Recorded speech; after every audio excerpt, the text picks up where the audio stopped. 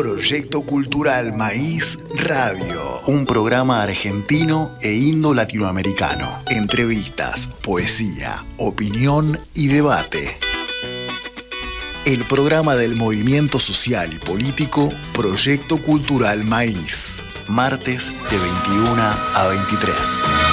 Un programa que cuenta con vos. Esa cortina que pone en el aire Ricardo Cutufós, el artista del aire, nos lleva a la columna de Fernando Borrón. Este próximo domingo se van a cumplir 16 años de la desaparición de Jorge Julio López. Una desaparición en plena democracia, durante el gobierno de Néstor Kirchner, en pleno juicio contra el genocida Miguel Echecolás. Allí es cuando Julio López desaparece. Marchas en un tiempo reclamando por su aparición, portadas de los diarios, medios de comunicación hablando de esto todo el tiempo, y luego lentamente, paso a paso, entró en el olvido. Al menos en la mayoría de la sociedad. Y Jorge Julio López sigue siendo un desaparecido al día de hoy, un desaparecido en democracia. El pasado 1 de agosto se cumplieron 5 años de la desaparición de Santiago Maldonado, a quien un mes después se lo encontró muerto.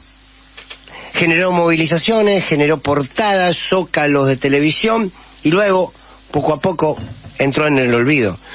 No hay responsables, no hay nombres a los que acusar por ese homicidio, o sí, pero no hay nombres que hayan tenido una pena por esto. Y aún hoy, a pocos días, se nos eriza la piel al ver las imágenes del atentado contra Cristina Kirchner. Sumo estos 3 hechos porque sin duda son o debieron ser un punto de quiebre en nuestra sociedad y no lo fueron. Y son 3 hechos que denotan que tenemos una democracia donde creemos que estaba enterrado aquello que evidentemente hoy empieza a hacer visibles sus dedos que salen desde las cavidades de la tierra y nos demuestra que aquello que creíamos muerto estaba vivo. Nada de lo que dijimos haber enterrado definitivamente como sociedad está tan bajo tierra como creemos. Por tanto, si nos quedamos simplemente en la reflexión del odio como motor y el odio como proceso para que haya sucedido lo que sucedió con Cristina Kirchner, nos estamos quedando sin la reflexión política que es motivada por ese odio y que es sin duda lo más importante. La derecha en nuestro país y en el mundo, cuando gobierna, cuando es oposición o cuando ejerce los resortes del poder institucional que mantiene dentro de la democracia, genera violencia y multiplica la violencia porque la violencia es su semillero político. La violencia del presente les permite la represión del futuro. En el mundo están floreciendo grupos fascistas, neonazis de extrema derecha y florecen porque han sembrado durante muchos años y en la Argentina pasa lo mismo. Estas células violentas, mediáticas, judiciales, sociales y políticas buscan construir una sociedad que se violente todos los días un poquito más porque en el caso de ganar las elecciones van a tener justificada la represión. Quieren un Estado más represivo, también para recortar derechos. Lo hizo la dictadura.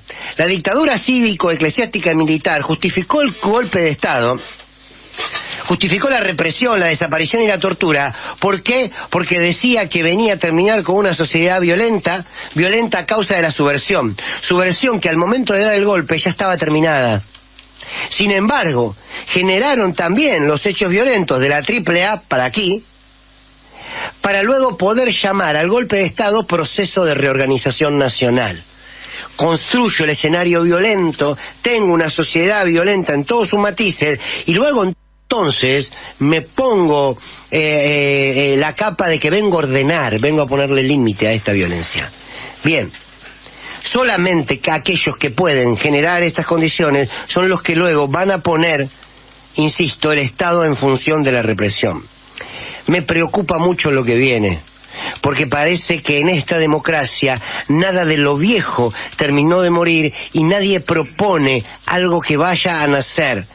Realmente es un momento de enorme preocupación, porque, insisto, simplemente estamos viviendo la cosecha, la siembra de aquello que van a cosechar en un futuro. Quieren un Estado más chiquito y más represivo. Perfecto. La columna de Fernando Borroni.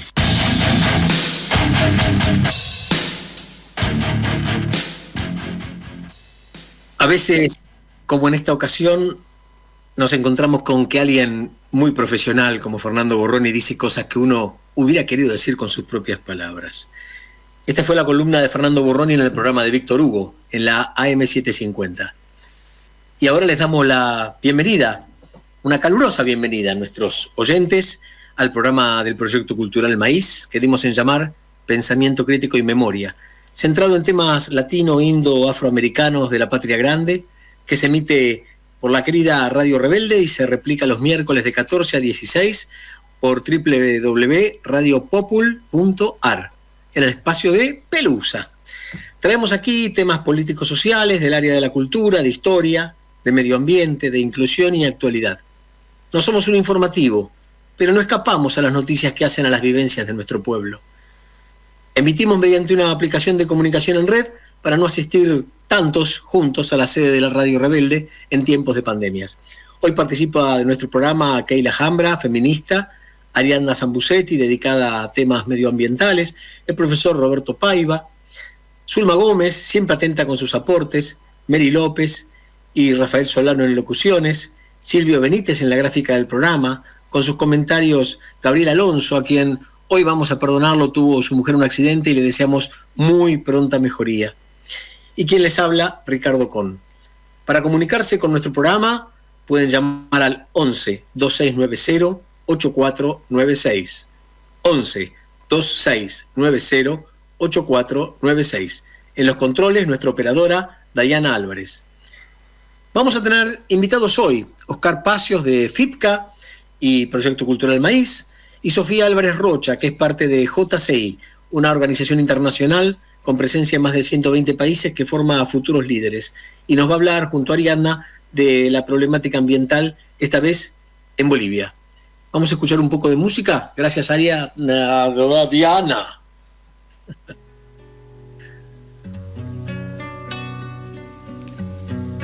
Si no creyera en la locura de la garganta del sinsonte, si no creyera que en el monte se esconde el trino y la pavura, si no creyera en la balanza, en la razón del equilibrio,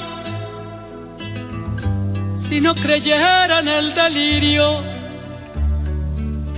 si no creyera en la esperanza, si no creyera en lo que agencio, si no creyera en mi camino, si no creyera en mi sonido, si no creyera en mi silencio, ay, qué cosa fuera la masa sin cantera, un amasijo hecho de cuerdas y tendones, un revoltijo de carne con madera, un instrumento sin mejores pretensiones, de lucecitas montadas para escena. Qué cosa fuera, corazón, qué cosa fuera la masa sin cantera, un testaferro del traidor de los aplausos, un servidor de pasado en copa nueva, un eternizador de dioses del ocaso, júbilo hervido con trapo y lentejuela. Qué cosa fuera, corazón, qué cosa fuera la masa sin cantera.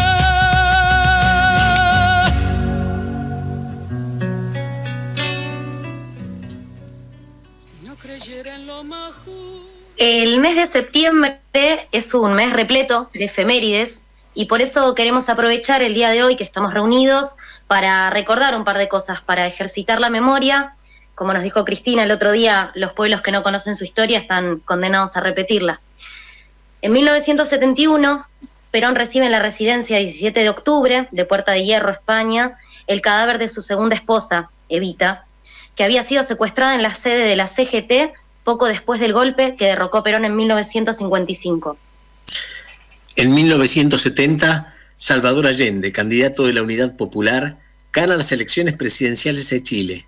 También en septiembre del 73 es asesinado en el golpe eclesiástico-militar promovido por los Estados Unidos. En 1979, la Comisión Interamericana de Derechos Humanos llega a Buenos Aires para investigar la situación de los derechos humanos en la Argentina. ¡Qué momento! 16 de septiembre fue el Día del Estudiante Secundario, en recuerdo de la operación conocida como la Noche de los Lápices, llevada a cabo durante la última dictadura cívico-militar, el 16 de septiembre de 1976, mediante la cual se secuestró y desapareció a estudiantes secundarios de la ciudad de La Plata que se habían manifestado en defensa del boleto estudiantil. Ese mismo mes, en 1973, muere asesinado por la dictadura de Augusto Pinochet el músico Víctor Jara, representante de la nueva canción chilena. Había nacido el 28 de septiembre de 1932. A Víctor Jara lo emitimos cada tanto, tiene temas muy bonitos. En 2006, el ex policía argentino Miguel Echocolás, director de investigaciones de la Policía de la Provincia de Buenos Aires y mano derecha del ex general Ramón Camps, jefe de la Policía de la Provincia de Buenos Aires, durante la última dictadura cívico-militar y eclesiástica, fue condenado a reclusión perpetua al ser encontrado culpable del delito de genocidio. Después, para 1984, la Comisión Nacional sobre la Desaparición de Personas entrega al presidente Raúl Alfonsín el informe de que tras 9 meses de investigación documentaba la existencia de 340 centros clandestinos de detención y de 8.961 casos de desapariciones. El informe se conoce con el nombre Nunca Más. Y bueno, por favor, Dayana, vamos a enterarnos de cómo comunicarse con el programa.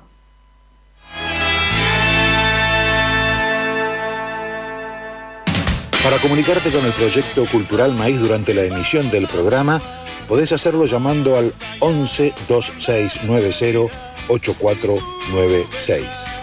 11 2690 8496. Pero además, el resto del tiempo podrás solicitar nuestras publicaciones, charlas y seminarios comunicándote al 11 2294 6420. 11 2294 6420. Y también podés hacerlo a través de nuestros Facebook, Proyecto Cultural Maíz y Proyecto Cultural Maíz Radio. Proyecto Cultural Maíz, nacido en América como el maíz para alimentar la conciencia de nuestros pueblos.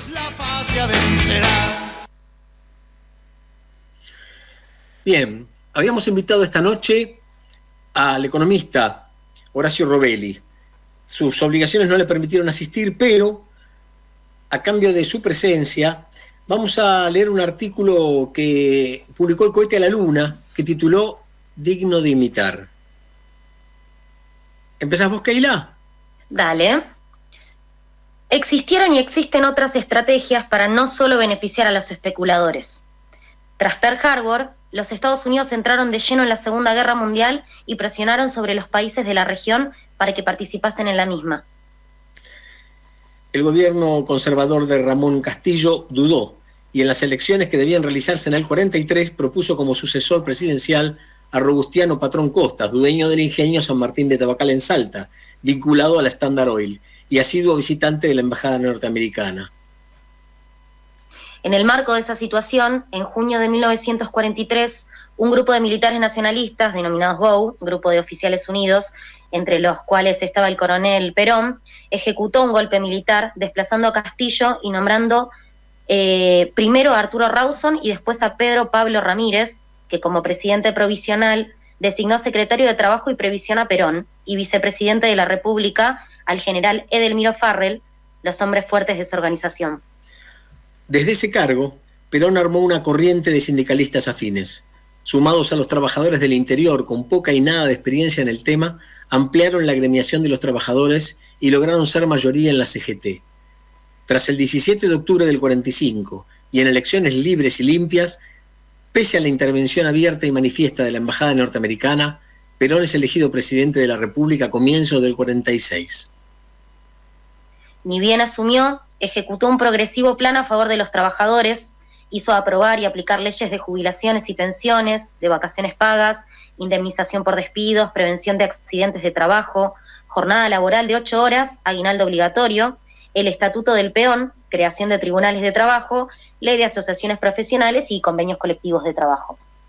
Los dueños de los grandes campos, terratenientes los llamamos, obligados a pagar impuestos y salarios a sus trabajadores, realizaron un retiro persistente de la oferta de granos y carne, tanto en el mercado local como en las exportaciones. ¿Les suena? Esas menores exportaciones significaron menos ingresos de divisas en las que se importaban los bienes de capital e insumos necesarios para el proceso de industrialización. Ante ese cuello de botella se intervino el comercio exterior mediante la creación de la IAPI, que es el Instituto Argentino de Promoción de Intercambio, que le compraba directamente al productor y asumía el rol de exportador a la vez que sostenía el precio de los productos. Las ganancias obtenidas por el IAPI en el mercado mundial durante el trienio 46-48 sirvieron para subvencionar la energía y favorecer la industrialización. Las reservas internacionales del Banco Central de la República Argentina respaldaron a los pesos, que en forma mucho más que proporcional estaban en poder de los ricos, quienes ahorraban en moneda nacional. El nuevo directorio del Banco Central, encabezado por Miguel Miranda, duplicó la emisión monetaria. Los exportadores ahorraban en pesos fuertes y había reservas en oro que las respaldaban. Al aumentar fuertemente la cantidad de dinero creado por el Banco Central, Miranda hizo que, prácticamente con las mismas reservas, hubiera el doble de base monetaria.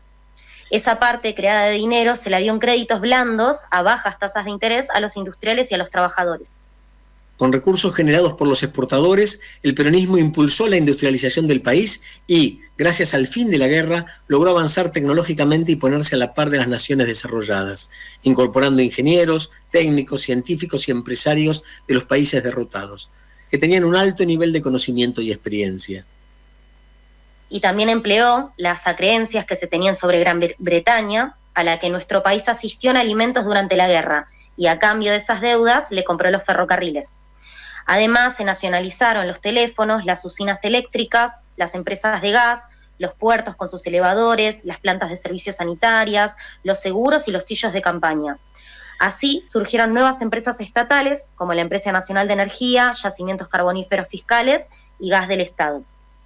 También se nacionalizaron las empresas alemanas que fueron la base del grupo Dirección Nacional de Industrias del Estado, DINIE, y el transporte urbano de pasajeros de la ciudad de Buenos Aires. Durante 1947 se funcionaron centrales eléctricas del Estado y la Dirección General de Irrigación para dar nacimiento a agua y energía eléctrica, reemplazando la energía termoeléctrica por la hidráulica. Para ello se construyeron diques con sus respectivas centrales hidroeléctricas, como el Escava en Tucumán, el Nihuila en Mendoza, los Quiroga en Santiago del Estero y 6 diques con usinas en Córdoba, 6 en Catamarca, 4 en Río Negro y 3 en Mendoza. Usinas térmicas en Mar del Plata, Mendoza, Río Negro y Tucumán. En 1943, la Argentina tenía una potencia instalada en centrales de 45.000 kilovatios, pasando en 1952 a producir 350.000 kilovatios. Perón decía que se perseguían 3 banderas: la independencia económica, la soberanía política y la justicia social. Para lograrlo, se necesitaban 4 palancas en poder del Estado Nacional: la energía, el transporte, el control monetario y cambiario y la administración del comercio exterior. El problema hoy es cierto que han pasado 70 años y que el mundo cambió y el país también, pero no al grado tal de creer que el plan del Fondo Monetario Internacional debe ser el objetivo de un gobierno, y menos entregar nuestros recursos naturales al capital extranjero y orientar toda la economía a conseguir divisas a como dé lugar y a costa de nuestro consumo interno. El acuerdo con el FMI parte de aceptar que los precios de los factores de producción, capital, trabajo y recursos naturales, los determina el mercado, eufemismo que esconde la decisión de los grandes operadores nacionales e internacionales en un país que produce bienes y servicios con serios atrasos tecnológicos y déficits estructurales, y que no puede competir sin el apoyo y direccionamiento del Estado. El Estado es indispensable en la gran mayoría de la producción nacional, salvo aquella que depende del rinde por tener la tierra más fértil del mundo, donde más toneladas se producen por hectáreas de soja o de determinados minerales, más algunos enclaves industriales, como puede ser la producción de trépanos para perforar pozos, algunos segmentos de la industria automotriz o del laminado de acero o de aluminio, pero aún así con la necesidad de contar con energía subsidiada para su realización. La lógica imperante en el plan del FMI es la búsqueda y la apropiación inmediata de la ganancia a cualquier costo, sin plantearse la situación de mediano y largo plazo, como si el mercado pudiera configurar el presente y ese presente el futuro. Se construye una sociedad a partir de la tasa de ganancia, que es lo que permite en ese modelo comparar las inversiones. Se invierte en aquello que genera más ganancia y de esa manera se opta por producir caramelos en lugar de acero. También, si otras economías generan mayor tasa de beneficio, se migra hacia ellas. En ese marco, son diametralmente distintas las funciones de un Estado en una economía que en otra. En la primera es imprescindible el rol planificador, orientador y regulador del Estado. Desde el punto de vista económico, para esa visión de la economía, la principal función del Estado es regular, establecer las reglas de juego y controlar qué es lícito y qué es ilícito, qué es blanco y qué es negro. El plan del FMI, el Estado debe evitar intervenir y de hacerlo, solo debe hacerlo en forma circunstancial, ante ciertos defectos del mercado, cuando no se toman en cuenta las relaciones de fuerza dispares que puede haber entre sus operadores. Esto hace que el Estado ausente desorganice a la sociedad, la apropiación de lo que se produce y de sus recursos comunes. El Estado es, además de las instituciones, una relación entre las personas, es una manera de vincularnos cotidianamente en torno a cosas que nos involucran a todos: la patria, la sociedad, la educación, el intercambio de productos, la sanidad, el respeto, los procedimientos lógicos y morales. Los capitales internacionales, en cambio, buscan cuñas donde reproducir rápida y fuertemente su acervo, sin interesarle la consistencia y sustentabilidad de los mismos.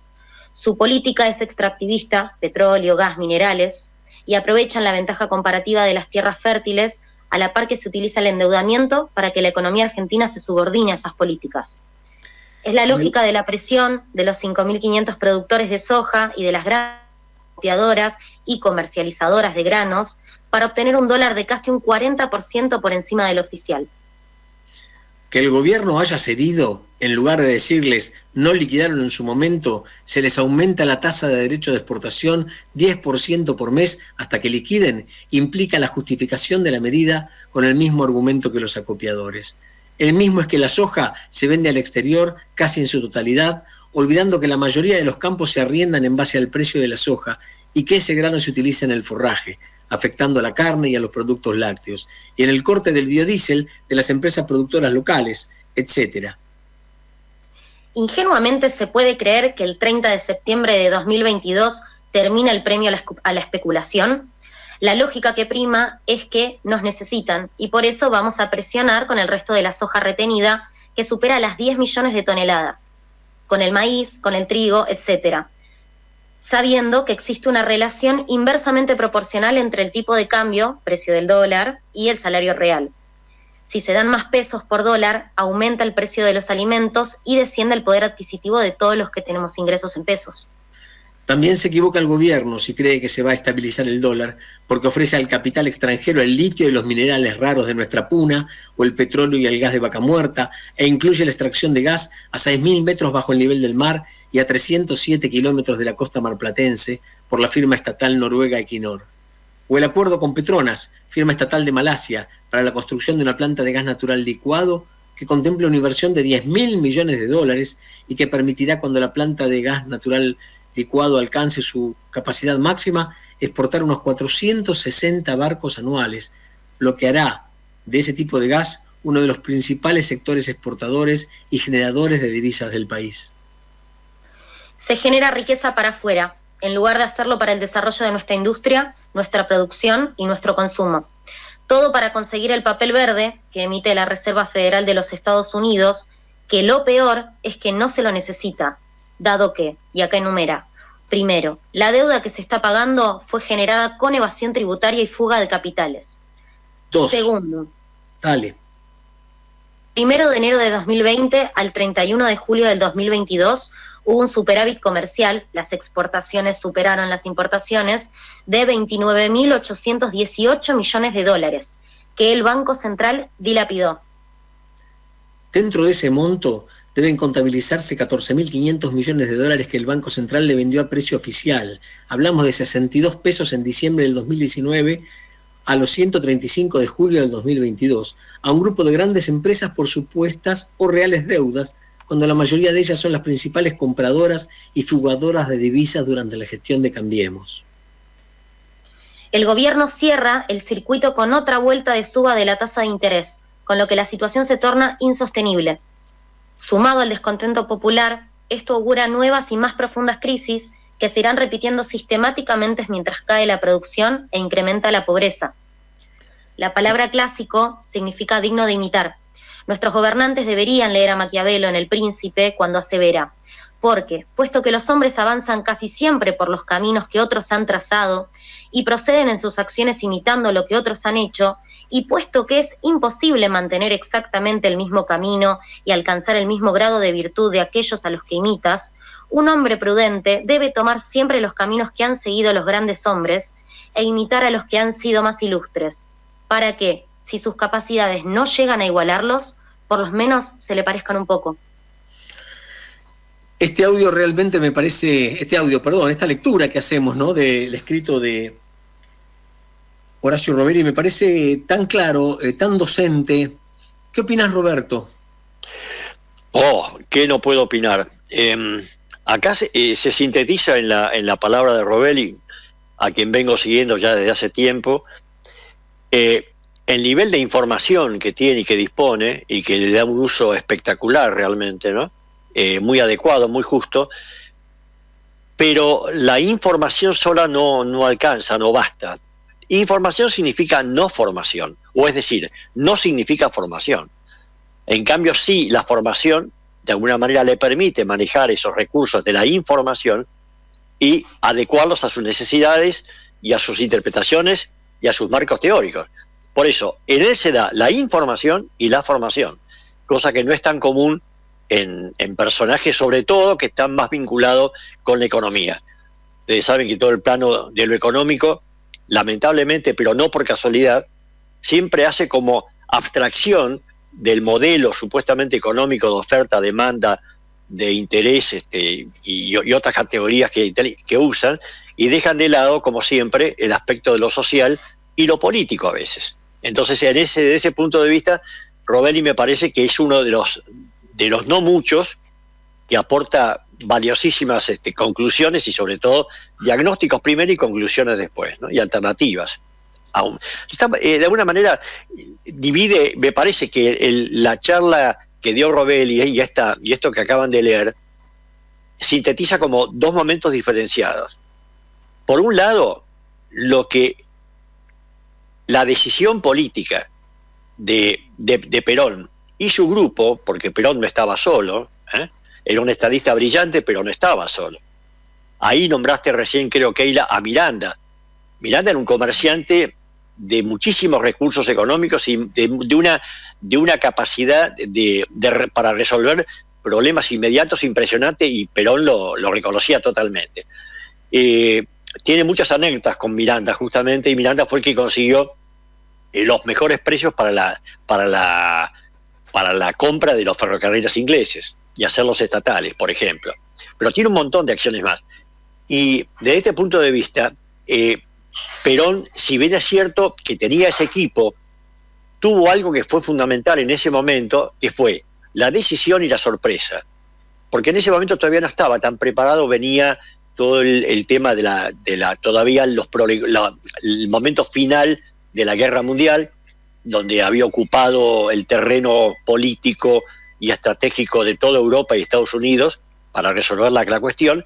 Entonces, no digo que descuidaron, pero no tuvieron con igual interés la problemática del resto del planeta, porque no olvidemos que todavía Estados Unidos no era lo que iba a ser después de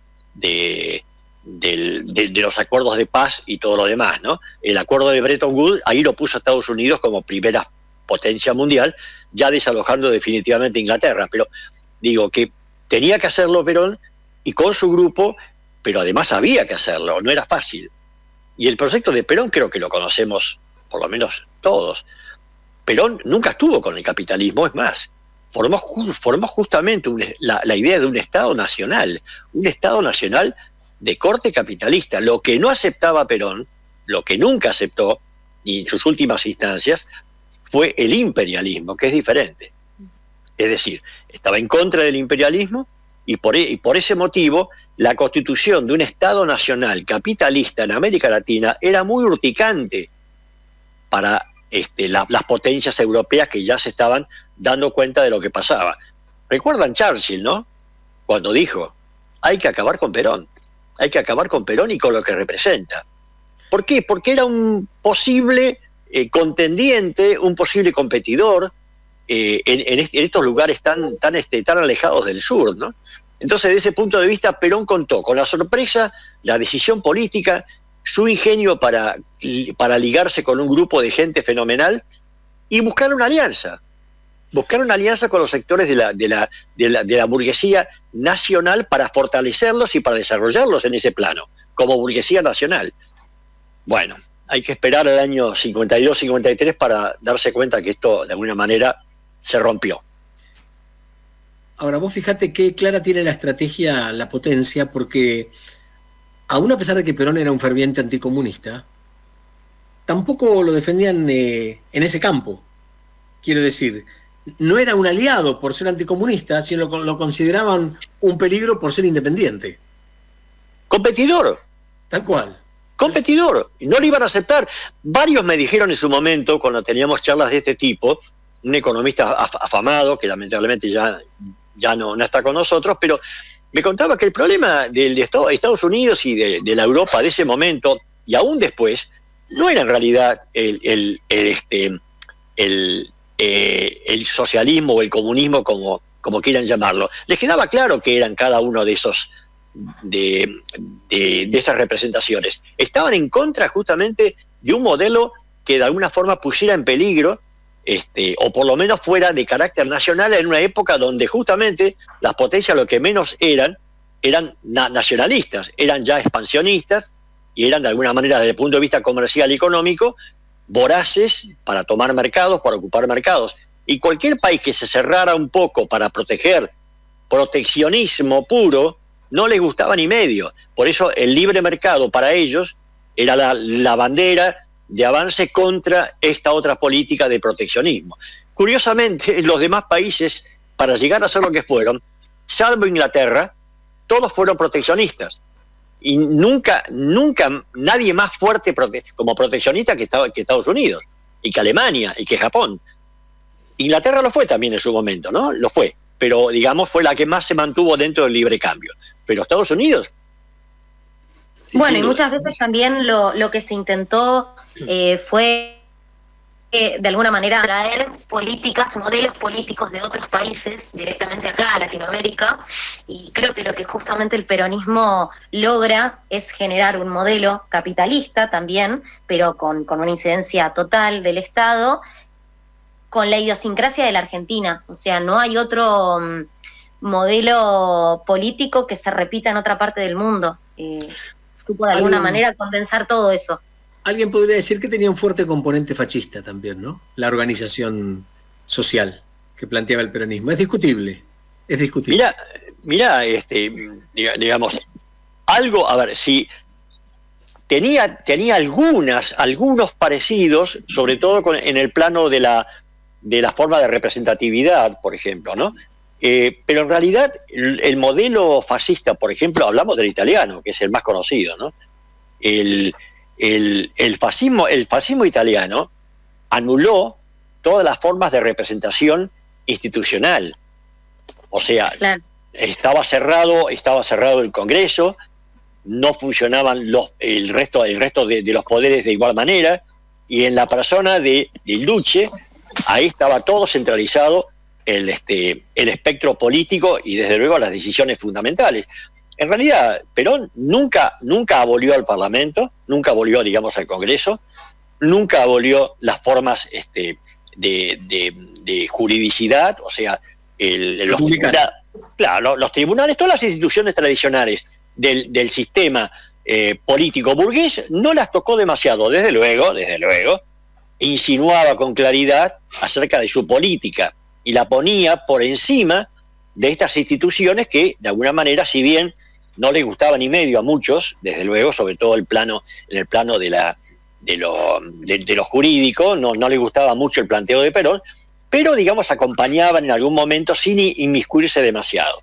Los que tenían un poco más la voz cantante eran los militares, que los militares siempre se opusieron porque representaban los viejos designios y marcas de las formas oligárquicas tradicionales, ¿no? Entonces, ese modelo de expansión o de desarrollo industrial ligado con un poder fuerte popular no les gustaba ni medio. Lo que no toleraron nunca fue la anécdota famosa de Robustiano Patrón Costas, cuando dijo, incluso estaba tentado a ser el posible presidente, como nombró antes Robelli, dijo: yo lo que no soporto de todo esto es que el obrero de los ingenios me vengan a hablar de igual a igual ahora. No, me mira a los ojos, decía. Me mira a los ojos, claro. ¿Cómo se atreven? ¿Cómo se atreven a mirarnos a los ojos, no? Bueno, para los oyentes que quieran repasar este artículo y leerlo con detenimiento, es un artículo que el cohete a la luna le hizo a Horacio Robelli. Les propongo hacer una pausa musical y algo de publicidad de la radio.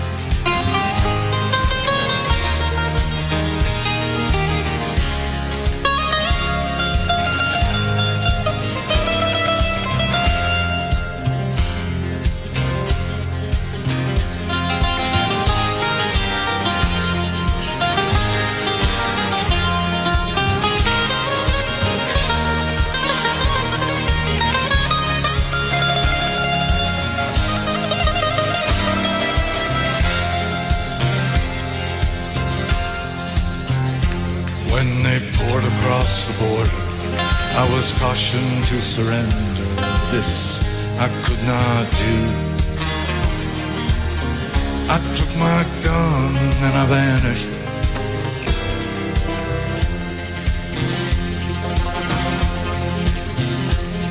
I've changed my name so often, lost my wife and children.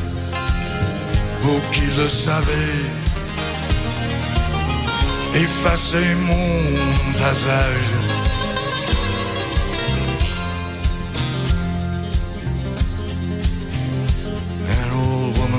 Us shelter, kept us hidden in the garret. Then the soldiers came. She died without a whisper.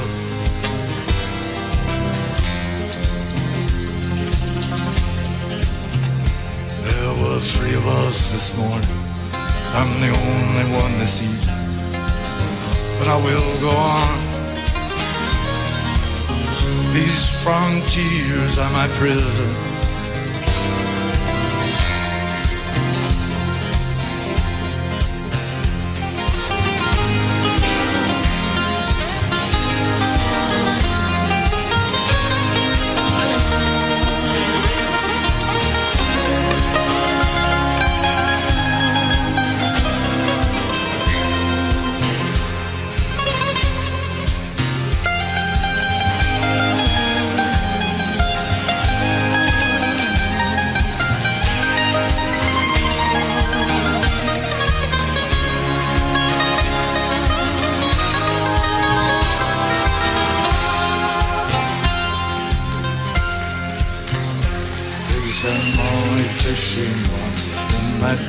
Signe-toi, mais je n'ai pas peur.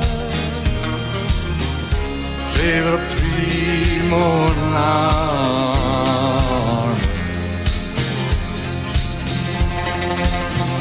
J'ai changé sans foi du nom. J'ai perdu femme et enfant, mais j'ai tant d'amis.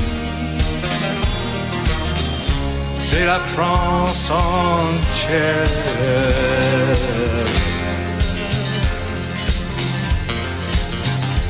Un vieil homme dans un grenier, pour la nuit nous a cachés, les Allemands l'ont pris. Il est mort sans surprise.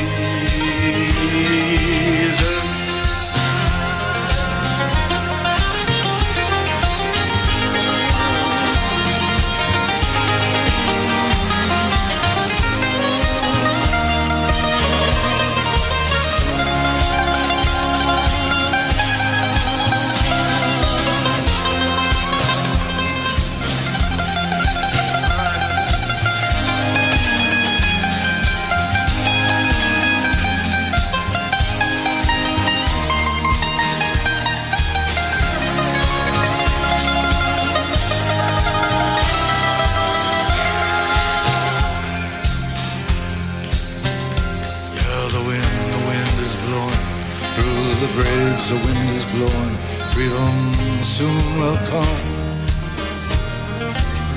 Then we'll come from the shadow.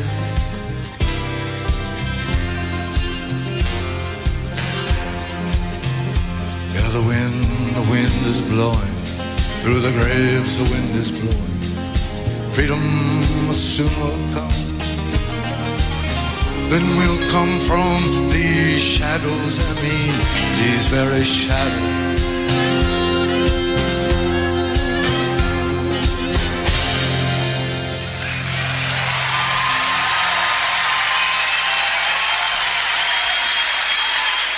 Cueros Monique, sacos y camperas de cuero, confección a medida, arreglos de todo tipo, créditos con recibo de sueldo, tarjetas de crédito en 3, 6 cuotas y ahora 12.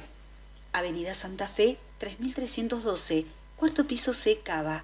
Teléfono 116-168-4846.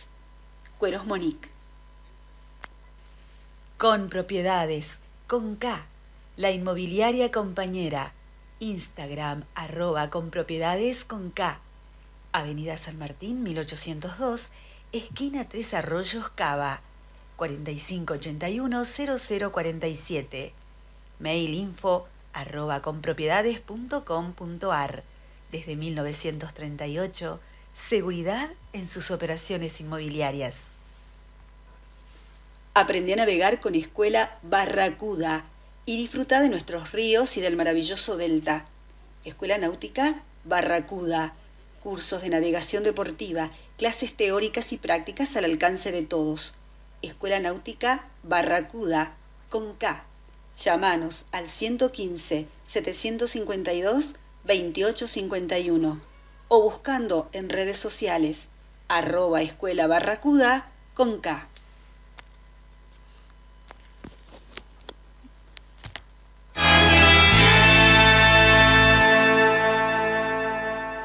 Para comunicarte con el Proyecto Cultural Maíz durante la emisión del programa, podés hacerlo llamando al 11 2690 8496.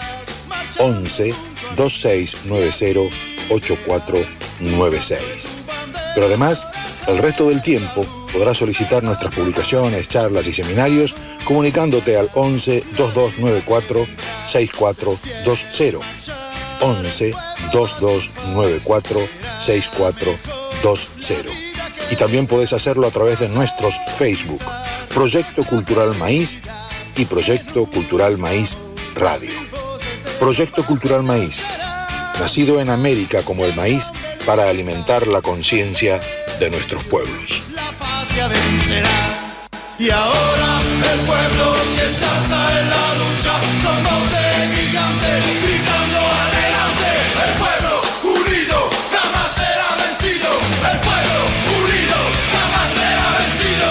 La patria está forjando la unidad. De norte a sur se movilizará. No vamos a hablar de economía específicamente, pero vamos a hablar de los avances en la investigación del intento de asesinato de Cristina Fernández de Kirchner y vamos a participarles de un audio de la TV pública.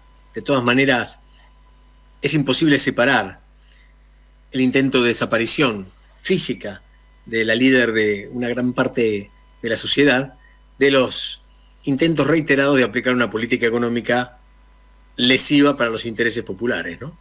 Vamos a ver qué decía el audio de la televisión pública respecto de las novedades.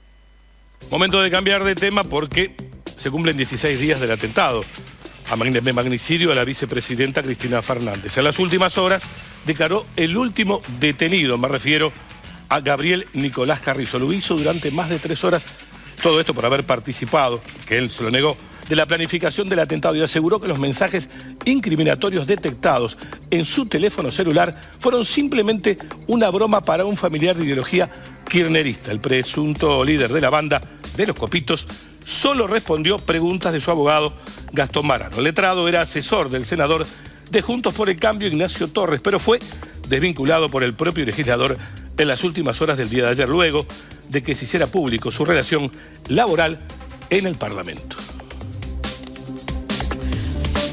Y seguimos hablando del intento de homicidio contra la vicepresidenta Cristina Fernández de Kirchner y de algunos sectores como Revolución Federal, que es este sector vinculado a la ultraderecha argentina que en las últimas horas tuvo a 2 de sus representantes en la mira. Se trata de Leandro Sosa y de Jonathan Morel. Aquí las imágenes, entre otras esta, la que apareció en la tapa de la revista Anfibia, el joven con una antorcha. El 25 de mayo del 2022, una marcha de antorchas, y ese fue el nacimiento de esta Revolución Federal.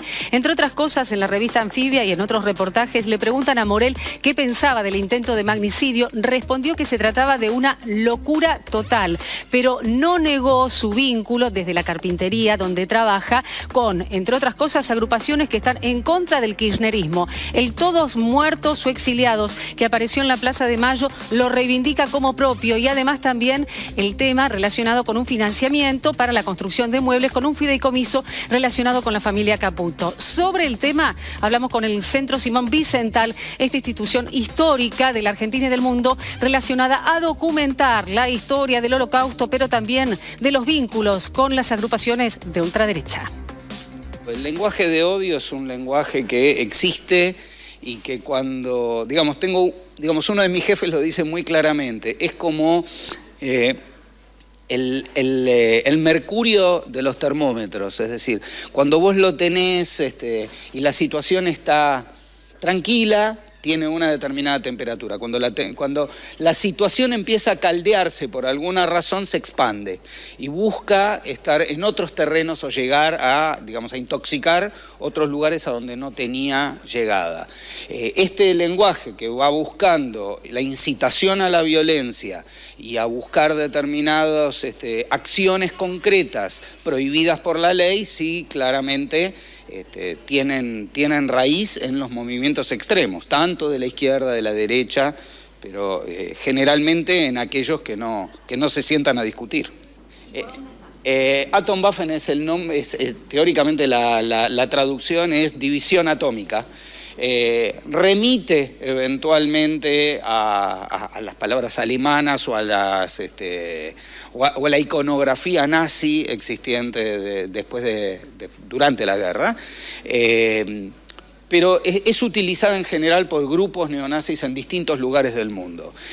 Hace unos años atrás, la primera vez que se rastreaba a uno que era muy activo y que llamaba muchísimo a la acción, derivó hasta un chico de 13 años en Estonia, como que era el jefe y el cerebro de la organización. Pero estos que a su vez se ponen división argentina, son grupos que, entendamos que están desarrollando actividades o tratando de llevar adelante propuestas que están prohibidas por la ley, con lo cual se mantienen muy marginales y no tienen una visibilidad pública.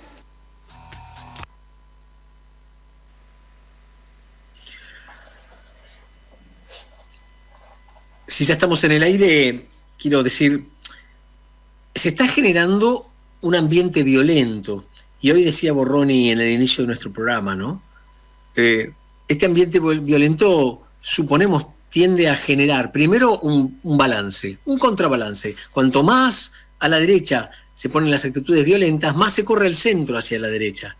Por otra parte, van a justificar una represión posterior, de la que hablaba Macri en el programa de Majul, diciendo que si hay que matar, y ahí tiene que morir gente, es lo que necesita el sistema. Y esto parece un plan de esa naturaleza. Tenemos un audio de Federico, que es oyente, publicista de nuestro programa y abogado. Dayana, por favor. Estaba pensando, con respecto a la causa que se sigue contra Cristina, estaba pensando en los fiscales y los jueces que intervienen. Más allá de lo que podamos conjeturar sobre sus intereses, sobre qué es lo que los mueve, por qué están actuando de la forma que lo están haciendo, a quién responden, sería un debate interesante sobre el que tenemos muchas pistas, pero hay algo más, y esto me pareció importante. Hay algo más porque uno dice, gente que sabe de derecho, nos guste o no nos guste, es gente que sabe, muchos de ellos han tenido una larga carrera. Entonces, ¿qué es lo que los hace actuar en contra del derecho? Además de todo lo que acabamos de decir antes, ¿no? ¿Qué lo justifica ante ellos mismos? Y pensé algo. Justo estos días estaba recordando los juicios de Tokio. Los juicios de Tokio son los juicios que se hacen después del de Nuremberg, con características similares, contra los criminales de guerra, en este caso contra los japoneses. Todo el juicio está cruzado por una pregunta que aparece al principio, que divide a los jueces, y que es interesante, es ¿cuál es el derecho que tenemos que aplicar? ¿Cómo vamos a condenar a estos criminales si no hay leyes que sean aplicables? No son aplicables las leyes de delitos que todavía no existían, prescripciones en algunos casos, bueno, muchas cosas, ¿no? Que hacen que algunos de los jueces, sobre todo el juez holandés, el juez hindú, se planteen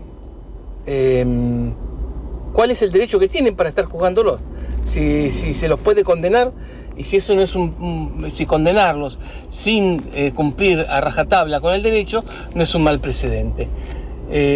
Y acá, bueno, si nos centráramos en los criminales de guerra, hay una respuesta que es la respuesta que dieron tanto Nuremberg como Tokio, que es, bueno, estamos creando un derecho nuevo para juzgar crímenes contra la humanidad. Se crea un derecho que tiene que ver con los crímenes de guerra, con los crímenes de lesa humanidad, que hoy rige, es un derecho universal humanitario.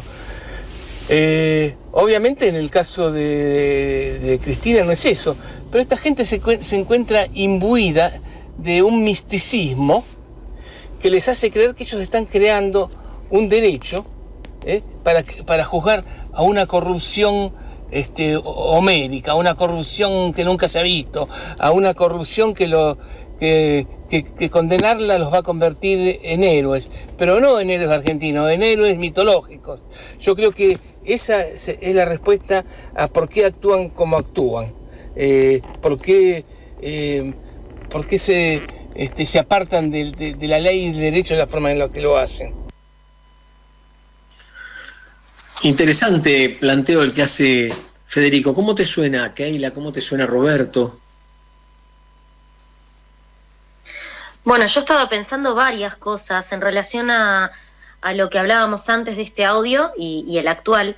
Me parece que sí, lo que es fundamental, el otro día la escuchábamos a Cristina hablar con los padres y curas después del atentado, y pese a todo lo sucedido, ella remarca lo fundamental que es responder ahora al derecho como funciona para cualquiera de los ciudadanos. Para mí es clave que en este momento no nos gane la bronca, el odio, y que, porque digo, es algo que me parece que muy naturalmente es el primer instinto que nos genera, ¿no? Como la bronca, el querer responder de la misma manera, y lo que es fundamental en este momento es que podamos bajar, calmar las aguas y manejarnos contrariamente a como ellos lo hacen, con el derecho y con las de la ley. ¿Y es en ese marco en que te parece que Cristina propone una reunión aún, por ejemplo, con Macri? Bueno, a Cristina hace poco tiempo también se reunió con Melconian, que si hablamos de cabezas que tienen ideologías completamente distintas a ella, más me parece que Melconian es un personaje importante que Macri, que pocas ideas tiene propias. Sí, a mí me parece que es fundamental, pero porque justamente Cristina esta última vez también habló diciendo que acá lo importante es hablar con los que piensan distinto a nosotros. Los que estamos convencidos ya estamos convencidos desde siempre. La política se trata de eso. Uno no discute con los amigos, uno discute con los enemigos, los contrincantes más que los enemigos, ¿no? Eso es fundamental, sí, por supuesto. Me parece que es la única salida. Yo soy bastante pesimista respecto al resultado de conversaciones de esta naturaleza. De hecho, pareciera ya que el PRO lo ha rechazado. Me parece que no hay interés en conversar, porque no hay un proyecto. De hecho, Cambiemos tira al aire todo lo que va a hacer, pero no dice cómo lo va a hacer, ¿no es cierto? Porque si habla de los costos sociales, no puede defenderlos. Entonces, no creo que haya material allí para una reunión, y menos para una reunión positiva que saque a la violencia del medio de la discusión política, porque entonces lo que les queda es la discusión política y no hay con qué.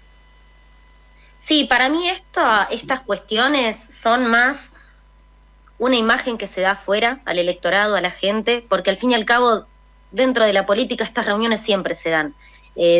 Más allá de que hayan posiciones contrarias, los políticos constantemente se reúnen a discutir, a debatir con distintos colores ideológicos. A mí me parece que esto es una muestra desde el oficialismo de decir, bueno, vamos a modificar esta conducta, vamos a mostrar una posición más de debate, contrario a lo que hacen ellos. ¿Por qué? Porque a ellos les conviene en este momento tener otra posición. Ellos lo único que quieren en este momento es desarticular a Cristina y, si es posible, meterla en cana. Yo puedo tomar... Sí, Vale.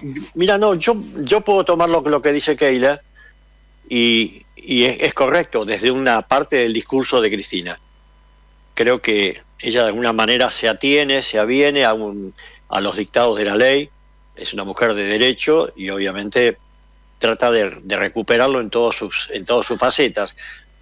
Pero también nos dice, por otro lado, cuidado que van por ustedes, no solamente por mí, sino por ustedes.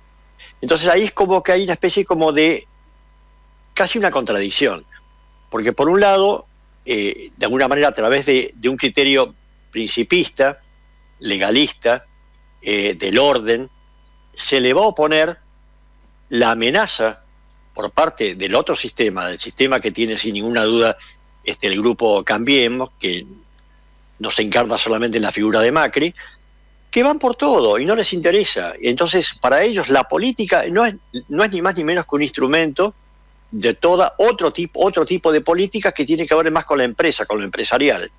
Entonces, tanto la política como el derecho son instrumentos que les sirven a ellos.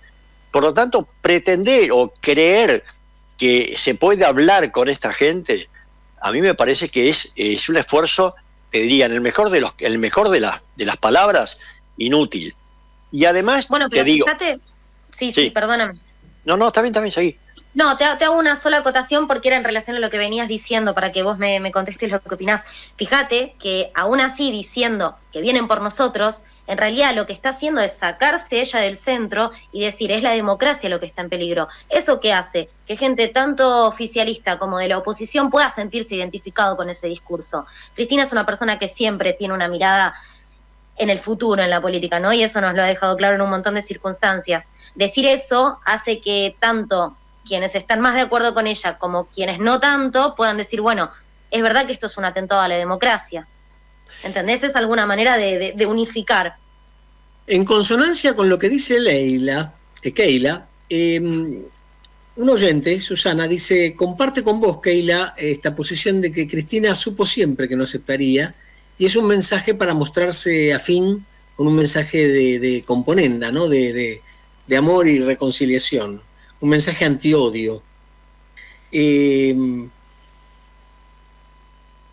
Hay coincidencia con tu manera de pensar. O sea, evidentemente muchos lo ven así. O sea, saben por anticipado que ese mensaje no va a ser bien recibido y no va a ser bien respondido. ¿Vos te imaginás un escenario posible, probable de un encuentro de esa naturaleza con los dirigentes de Cambiemos, Roberto? Yo espero que no. Vos esperás, no lo sinceramente, y no lo puedo saber. Por eso te digo, sabiendo justamente cómo funciona el pensamiento político, digamos, jurídico que tiene Cristina, yo creo que podría llegar a darse. Y las razones que dan, yo he escuchado a varios intérpretes del pensamiento político actual de estos últimos tiempos en Argentina, dice que había un pacto social que se rompió, que existía un pacto social que ahora se rompió con el atentado y con el intento de magnicidio. ¿Y qué hacemos con eso? No, lo que pasa es que el pacto nunca existió. Yo afirmo que nunca existió ese pacto social. Que ellos no... Bueno, ellos pacto pueden... democrático mínimamente... En el 83... No, pero ¿sabes qué? Keira, lo que me parece que tanto la política, tanto lo jurídico, tanto la práctica de la democracia son instrumentos para ellos, no es un fin en sí mismo. En cambio, para Cristina sí lo es. Esa es la gran diferencia que hay. Ella es una mujer de Estado que quiere preservar al Estado, que quiere darle entidad al Estado de alguna manera, frente a los otros que el Estado lo usan. No les sirve el Estado más que para sus fines. Entonces, un acuerdo con esta gente que ya ha demostrado su voracidad, su desapego por el afecto de lo social, su desinterés por la vida misma, más que por sus propios intereses económicos, evidentemente es muy difícil. Cuando vos construís al enemigo y tenés claro quién es el enemigo, vos te das cuenta que en determinadas condiciones es imposible pactar con él, porque estás en un terreno de enfrentamiento de tal magnitud que se acerca al plano bélico, casi te diría, bélico de mil maneras dichas, no solamente verbales, sino también con acciones concretas. A ellos no les tiembla el pulso, no les interesa. O te van a decir que sí. Pero a la opinión social sí, y a la gente no le gusta pensar en términos tan polares. Entonces quizá es hasta más inteligente políticamente empezar a debatir, y no solo debatir, porque para mí es algo que sucede sin que nosotros nos enteremos constantemente, pero mostrar eso a la gente, a mí me parece que es una jugada inteligente. Está bien, puede ser jugada inteligente. A mí lo que me parece, Keila, es que la gente tiene que superar esa instancia de depender justamente de este tipo de personajes tan importantes como el pensamiento de Cristina, como tantos otros más. No digo que haya que abandonarlo, lo que digo es que tenemos que crecer desde nuestra propia convicción y nuestra propia formación de conciencia, de donde se pueda llegar, porque es muy bajo el nivel de conciencia en este momento del pueblo argentino, porque fue absolutamente minimizado, absolutamente depreciado, y obviamente no hace falta hablar de TN y de los medios de difusión y de comunicación para saber cómo funcionan. Pero entonces nosotros y nosotras que estamos en este plano, empezar a entender que ese tipo de, no digo dependencia, pero sí de aceptación de algo que implica la paz, la democracia, lo jurídico, lo legal, eso no tiene entidad desde la práctica real y concreta de lo social. Lo estamos viendo, la cantidad de gente que sigue cada vez con más problemas de supervivencia, de dignidad moral. Entonces ahí te das cuenta que más allá de lo que ella pueda decir, y te estoy hablando de Cristina, no te estoy hablando de cualquiera, y vos sabés, claro, obviamente, y mirá, nosotros tenemos que, en esa mochila que trae Cristina, que seríamos todo el grupo del Proyecto Nacional y Popular, estamos con ella, no hay ninguna duda, pero tenemos que crecer también independientemente de lo que ella pueda hacer o decir, porque primero, ella no puede hacer y decir todo, y segundo, es vulnerable. Mirá si no la mataron, es más, la pueden matar, es una realidad tristísima y terrible.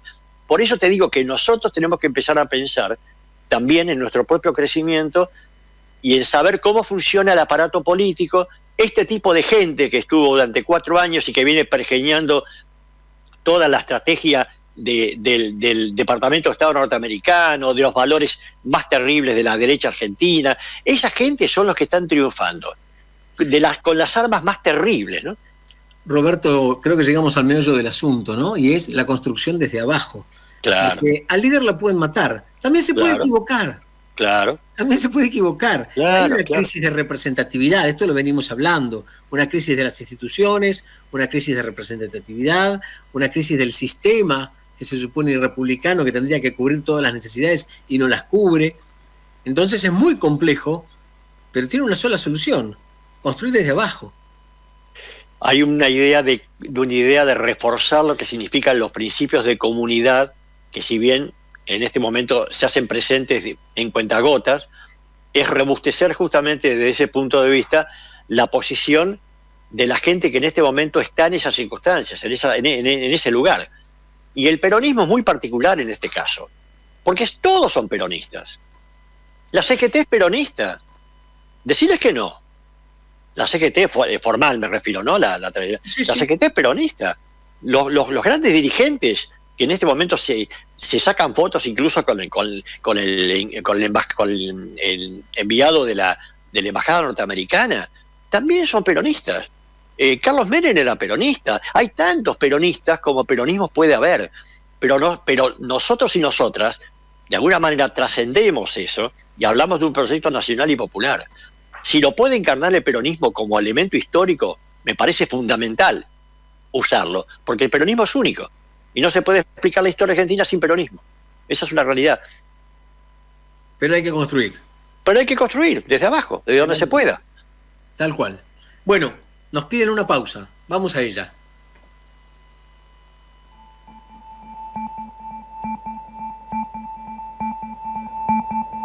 Una tarde, un té frío, una espera.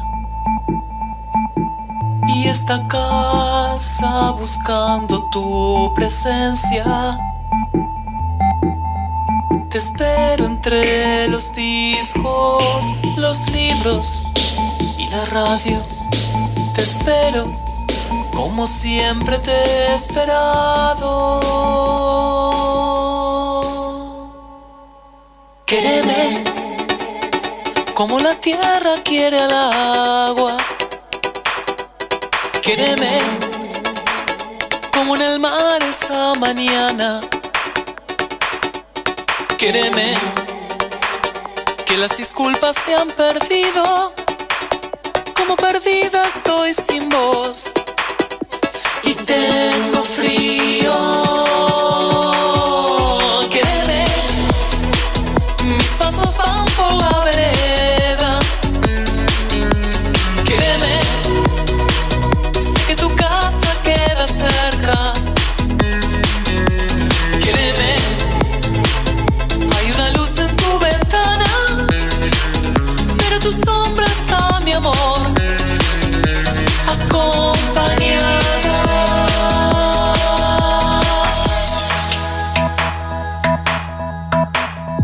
Vuelvo a calentar agua, suena un timbre,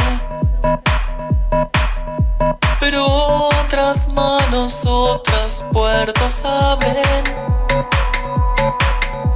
Volando en tu recuerdo, de pronto me di cuenta que el agua se ha enfriado ya bastante. Quéreme como la tierra quiere al agua. Quéreme como en el mar esa mañana. Quéreme que las disculpas se han perdido, como perdida estoy sin voz. Y tengo frío. Quéreme, mis pasos van por la vereda. Quéreme, sé que tu casa queda cerca.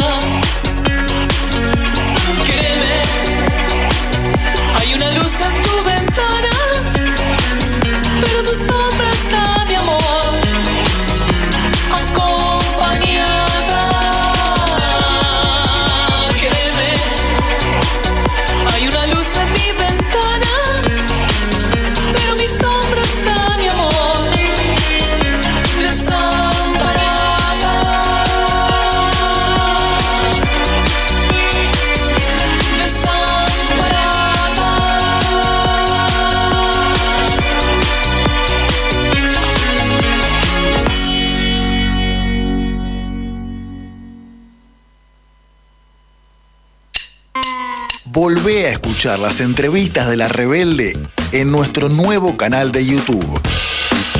¿Cómo? Búscanos en YouTube como Radio Rebelde AM740. Te suscribís y ayudas a que La Rebelde siga creciendo. Radio Rebelde AM740, ahora en YouTube. Y arriba quemando el sol. Nahuel Bianchi y Tomás García te proponen un resumen completamente subjetivo y desorganizado de la semana. Los sábados a la mañana, de 10 a 12, sigue. Y arriba quemando el sol. Y arriba quemando el sol.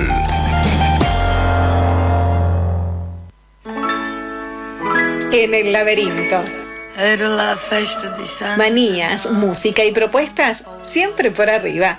El programa de la familia Calcaño.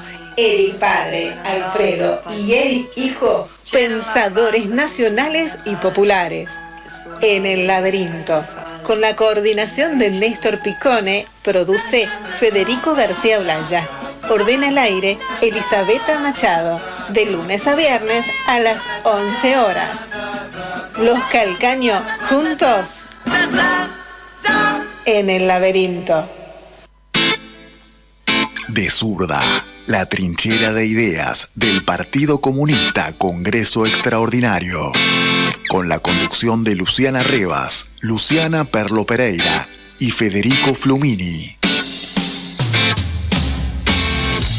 De Zurda, todos los viernes de 17 a 18 por Radio Rebelde, AM740.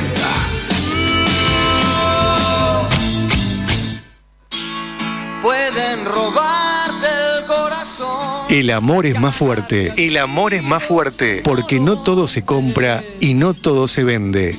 Hay otro camino. Pero el amor es más fuerte. Todos los sábados, de 15 a 16. Pero el amor es más fuerte. Por La Rebelde. La buena lectura ilumina. Soy Jorge Rachín. Salió ya mi libro, El mundo del día después, y que tiene como diseño el planteo de que la pospandemia, en sus ejes y en sus actores, empezó el primer día de la pandemia. Ediciones SICUS. Libros para leer, sentir, pensar y actuar situados. sicus.org.ar.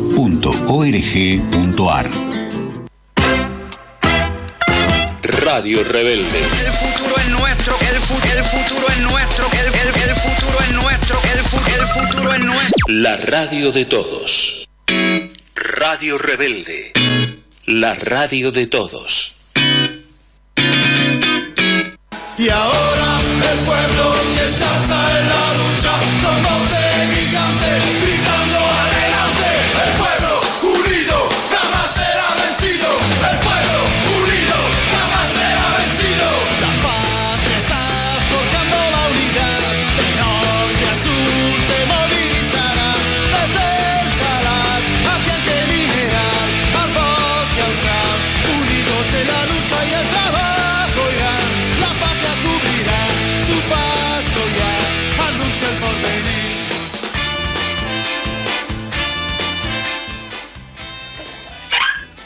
Keila, contame un poquito qué novedades hay en el área del feminismo. Bueno, compañeros, vengo a traerles un tema en realidad para que conversemos. Bueno, como saben, yo ya alguna vez creo que les comenté sobre el tema. Hay dos líneas fuertes dentro del feminismo que coloquialmente se les dice TERF y no TERF. Las TERF son, para ponerlos un poco en contexto, ¿no? Son unas siglas en inglés que significan como Trans Exclusionary Radical Feminist. O sea, son las feministas radicales que consideran que el feminismo, el espacio del feminismo, tiene que ser solamente para mujeres nacidas mujer, de sexo femenino, básicamente con vagina, con ovarios. Y después están las no TERF, que son quienes vienen de la otra línea, ¿no? Y ahora, en octubre, va a darse el Encuentro Nacional de Mujeres y va a suceder algo que es la primera vez que pasa, después de tantos años de encuentro, que es que se dividen los dos espacios en dos encuentros separados. Esto, qué sé yo, a mí me genera un montón de contradicciones porque he formado parte de estos encuentros. Este año me parece que se hace en San Juan, no me acuerdo, me parece que se hace en San Juan, pero se va a hacer en dos fechas distintas. Está el encuentro nacional feminista y el encuentro plurinacional feminista, que es el que abarca, digamos, distintos espacios y que considera que la lucha feminista es transversal a distintas luchas y no simplemente de las mujeres nacidas con vagina, ¿no? ¿Cómo se le hace llamar? Y bueno, acá... Cis, ¿no? ¿Cómo? Cis, ¿no? Claro, mujeres cis, claro, si lo queremos complejizar lo podemos explicar. Mujeres cis son aquellas mujeres que se sienten identificadas con el mismo sexo con el que fueron asignadas al nacer. Eso es ser una mujer cis. El sector TERF es aquel que considera que el feminismo solamente tiene que ser ocupado, digamos, por las mujeres cis. Bien, quien interviene es Matías Con, que tiene algunas inquietudes y va a hacer alguna pregunta. Vos me decías recién porque no se anima, parece. A ver. ¿Cuál es la posición de Keila? Claro, ¿cuál es la posición de Keila? ¿Te animás o te ponemos en un compromiso? A mí me parece que ustedes, conociéndome un poquitito, ya deben tener una idea de cuál es mi posición, ¿no? No, yo claramente considero que hay luchas que tienen que ver con vulneraciones que vivimos no solamente como mujeres. Entiendo que hay situaciones que como mujeres de sexo femenino, cis, nos podemos sentir identificadas y que vivimos ciertas dificultades, pero para mí eso no niega que el espacio tiene que ser un espacio colectivo, la lucha tiene que ser colectiva, y los privilegios con los que nosotras contamos tienen que servir también como un canal para aquellas mujeres que son muchas veces más invisibilizadas que nosotras, que son, por ejemplo, las mujeres trans. Entonces, ¿cómo nosotras no vamos a dar ese espacio? ¿Cómo no vamos a construir en conjunto? Si la lucha popular está toda del mismo lado. Y bueno, acá sí se me generan ciertas contradicciones en relación a... No termino de tener una idea hasta dónde está bueno y hasta dónde no que se hayan generado dos encuentros por separado, porque es verdad que en distintos encuentros en los que he participado se generan peleas bastante importantes en esta misma línea de estos dos polos que hay dentro del feminismo. También está el grupo abolicionista y el espacio más regulacionista, que tienen que ver con cómo entiende cada uno el trabajo sexual. La línea abolicionista considera que el trabajo sexual en todas sus formas es una manera de cosificar el cuerpo de la mujer y que de alguna manera aquellas privilegiadas que tienen la capacidad de trabajar por sus propios medios están invisibilizando a aquellas mujeres que están como víctima de trata, ¿no? Esa sería una línea. La otra, que es con la que yo quizá siento un poco más identificada, tiene que ver con una línea regulacionista que considera que el trabajo sexual es un trabajo como cualquier otro y que justamente regularizar y sindicalizar ese espacio, primero, evita complicaciones como las que viven todo el día las mujeres que trabajan en la calle, que es que venga la policía, que las apriete, que les saque la guita, que las meta en cana y demás. Entonces es fundamental que para que eso deje de suceder y para poder identificar qué mujeres lo están haciendo contra su voluntad y quiénes no, tiene que haber una regulación del Estado, porque es muy sencillo decir yo no quiero que esto pase, pero las cosas no funcionan así en la realidad. Triste ver cómo hay divisiones aún en espacios que debieran ser mucho más homogéneos, ¿no es cierto? Aunque bueno, en esto de la libertad de pensamiento es bueno que se puedan expresar todas las corrientes. Pero digo, no, por supuesto. En un ámbito de lucha social por derechos, es muy loco decir, no, tal sector no puede participar de nuestra lucha. Sí. ¿Me suena? Sí, principalmente para mí esto viene muy de la mano de que el feminismo, a diferencia de otras militancias y de otras luchas, es un movimiento social que no tiene referentes claros. O sea, nosotros podemos sentirnos identificados con ciertas pensadoras, con ciertas militantes, pero es un movimiento social amplio y como todo movimiento social tiene distintas vertientes. Entonces ahí está la cuestión de, bueno, a ver, ¿nos vamos a separar y vamos a armar dos espacios distintos de debate o vamos a tener la madurez necesaria como para juntarnos todas en un mismo espacio, poder debatir adentro las cosas que sean necesarias debatir, pero generar un espacio único de lucha y de discusión. Y perdón, ¿por qué es que no se quiere involucrar o que no se quiere mezclar las dos luchas con las mujeres trans? La lucha es la misma, ¿no? Y bueno, básicamente lo que ellas te dirían, que quienes están de acuerdo con esta posición, es que son válidas esas luchas, pero no son las mismas luchas que tenemos las mujeres. En esto que te digo de que ellas diferencian en una cuestión del sexo con el que son asignadas, del tener vagina. Bien. Más que del género del sexo, ¿no? Sí. Porque el género también es con lo que uno se siente identificado. Pero con esto de ser cis o no cis, ok, vos sos trans, tendrás otras cuestiones que pelear, pero son distintas a las mías que como mujer vivo. ¿Entendés? Es un poco esa la línea. Perfecto. Yo no estoy de acuerdo en lo más mínimo, ¿no? Porque ahí tenemos que ir a una discusión que es muchísimo primaria, que es, bueno, entonces no consideramos mujeres a las mujeres trans. Claro. Entonces unas luchas que hemos dado durante todo este tiempo las tenemos que llevar para atrás. ¿Y los hombres trans? Bueno, los hombres trans también, claro. Yo quizás me voy a mujeres trans, que es en promedio la mayor cantidad que hay, pero hombres trans, por supuesto. Por supuesto. Todas las identidades, digamos, que son marginadas dentro de esta lógica heteronormativa, ¿no?, de la sociedad.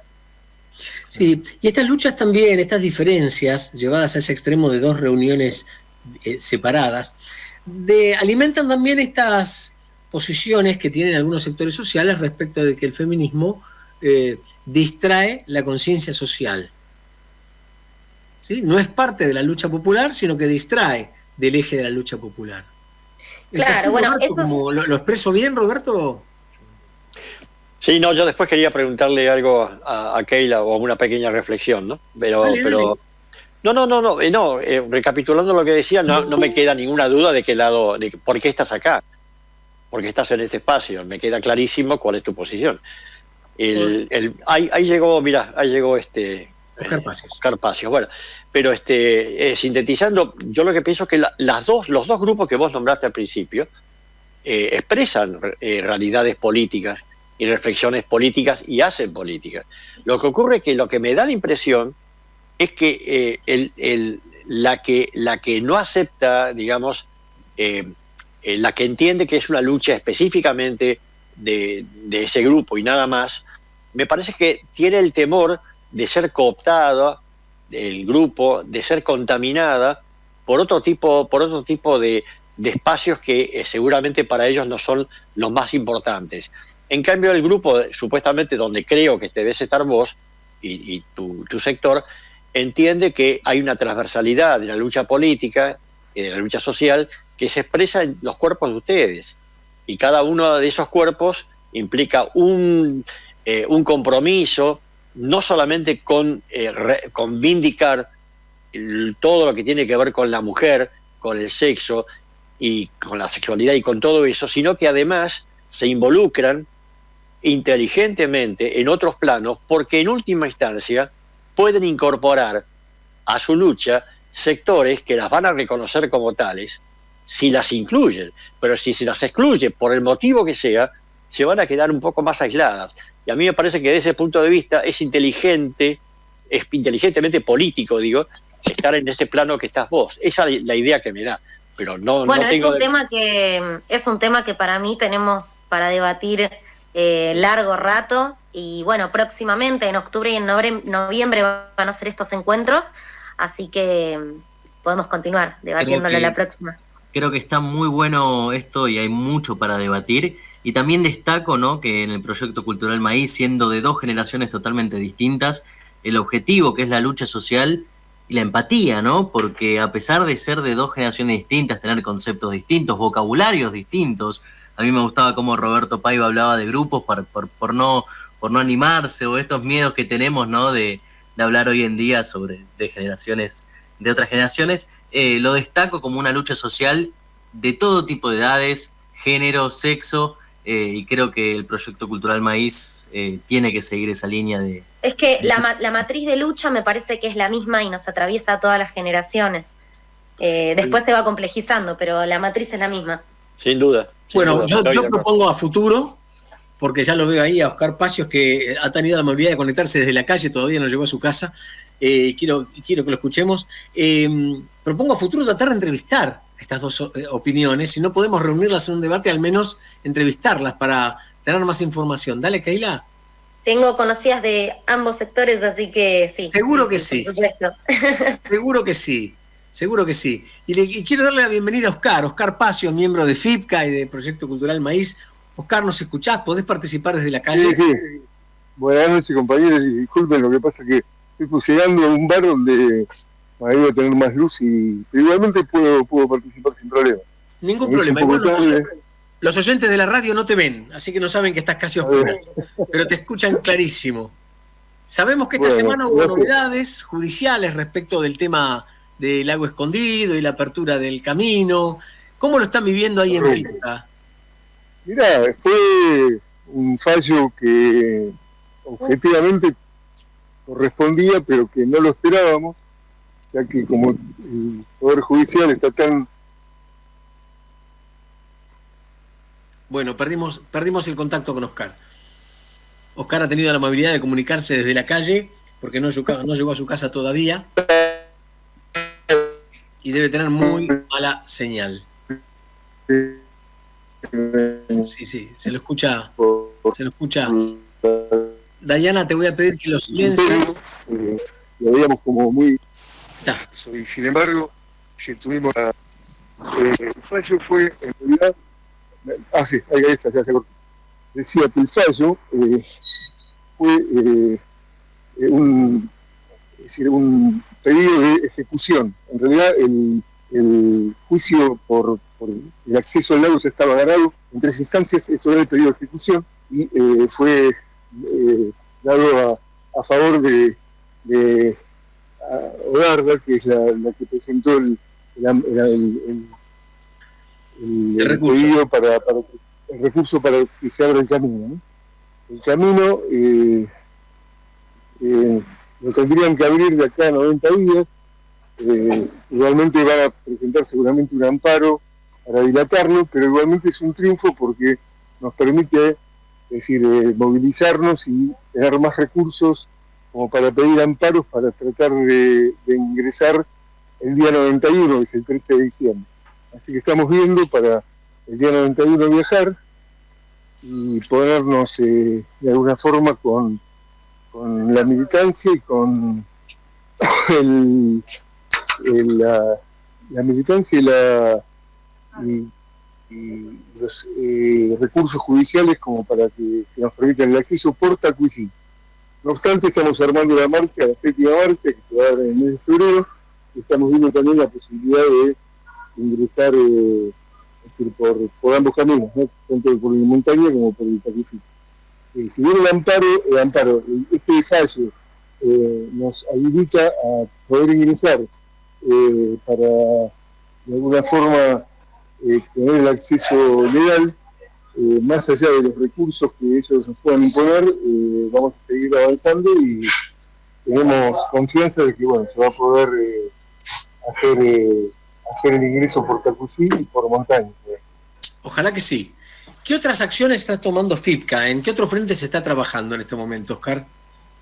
Sí, en estos momentos estamos armando el 17 de noviembre, es el día de la militancia, los 50 años,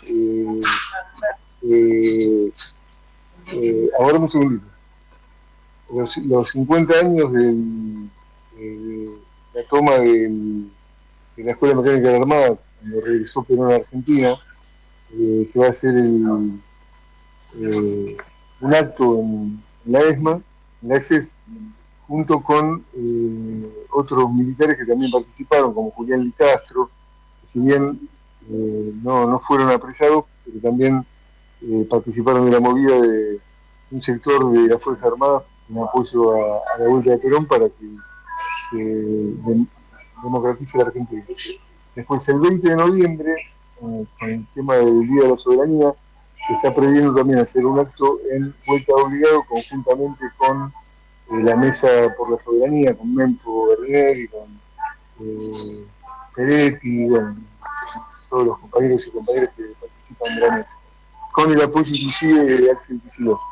Así que estamos en esa movida. Había previsto un acto ahora en septiembre, acá en la Panamericana, pero bueno, por un tema de los acontecimientos que se dieron con el intento de asesinato de Cristina, se postergó, por el momento sin fecha precisa. Bien. Oscar, te agradecemos enormemente que te hayas comunicado a pesar de estar en la calle todavía. Sé que se te hizo tarde y vivís muy ocupado.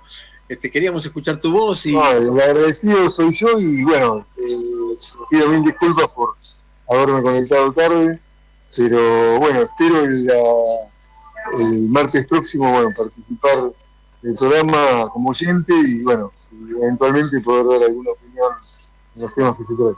Obviamente, y por favor te pido mantenernos al tanto de las novedades en FIPCA y de cómo vienen los proyectos.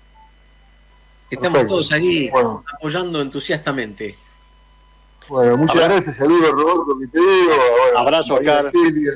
Abrazo, Oscar. Un abrazo y bueno, nos seguimos conectando.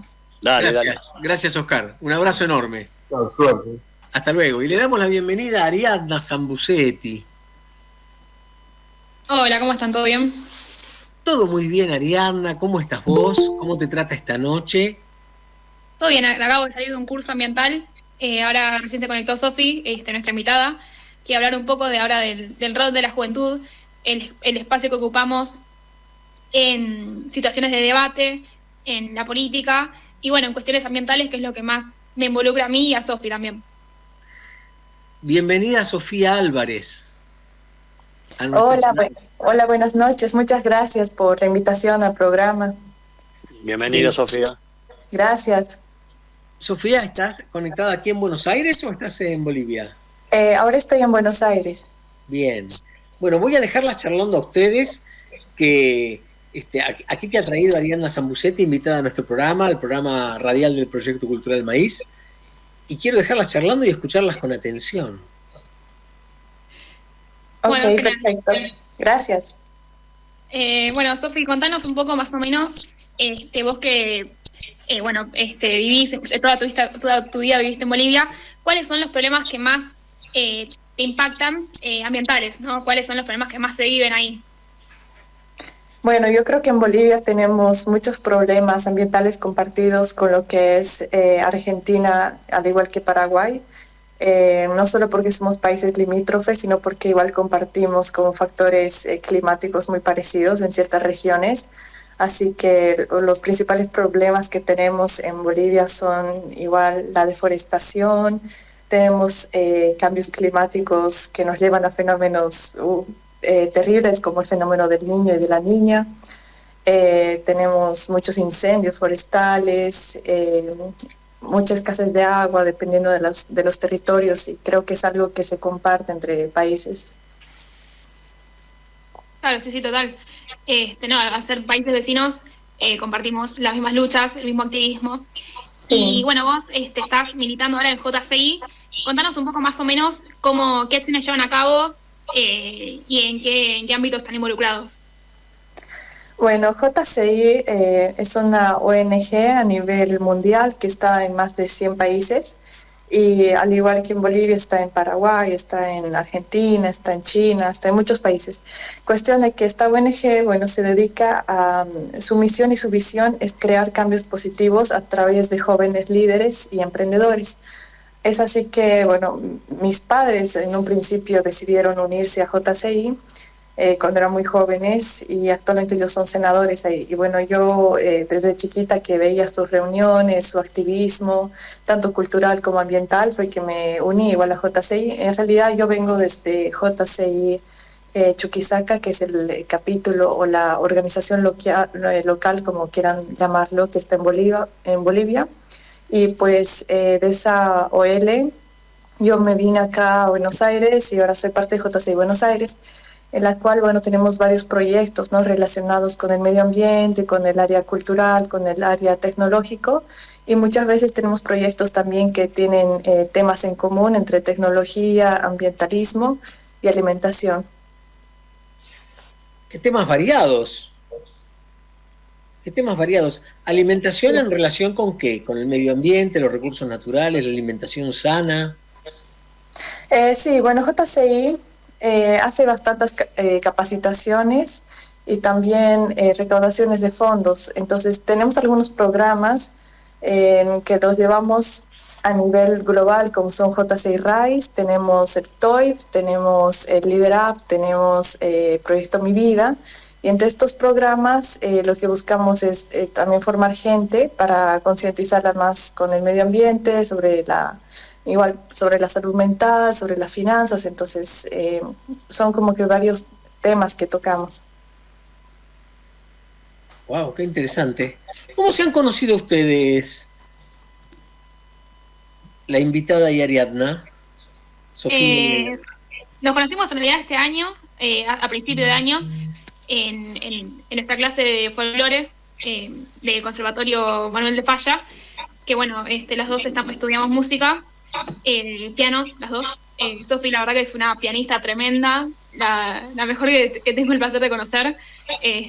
Toca música popular, es increíble.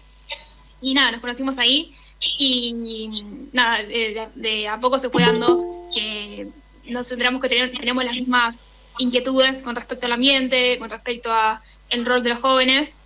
Y bueno, justo cuando fue ayer o antes de ayer, participamos de una reunión en la legislatura que organizaba ciclos ciclos ADS, no me acuerdo el nombre, pero bueno, es una organización que trabaja los objetivos de desarrollo sostenible de la ONU. Y bueno, justamente en la reunión esta de la legislatura se trataron primero de una exposición, la legisladora, no me acuerdo el nombre, vos, Sofi, ¿te acordás el nombre? Si no me equivoco era Carolina, puede ser, no sé. Sí, bueno, nada, se trataron temas del cambio climático, y bueno, más que nada el ODS número 4, si no me confundo, o no me acuerdo, pero del cuidado del ambiente. Así que nada, nos conocimos en el conservatorio y terminamos yendo a reuniones juntas. Siempre cuando surge alguna cosa, le digo a Sofi para ir. Y también el viernes nos vamos a ver porque tenemos otra reunión también. Sí, justamente este viernes está lo que es el TOI, que es el programa que reconoce a los 10 jóvenes más sobresalientes del área metropolitana de Buenos Aires. Y es un programa que lo organiza JCI. Entonces justamente ahí, como estoy participando del área cultural, voy a tocar una pequeña interpretación de piano y también he estado ayudando un poco en el tema de la logística. Ajá, ¿y qué vas a tocar? Yo voy a tocar música latinoamericana, una conga cubana, una samba argentina y una cueca boliviana. ¡Epa! De haber sabido, preparábamos alguna interpretación al aire. Eso va a quedar pendiente. Sí, yo creo que sí. ¿Cuántas inquietudes? ¿Puedo preguntarte qué edad tenés? Claro, sí, yo tengo 19.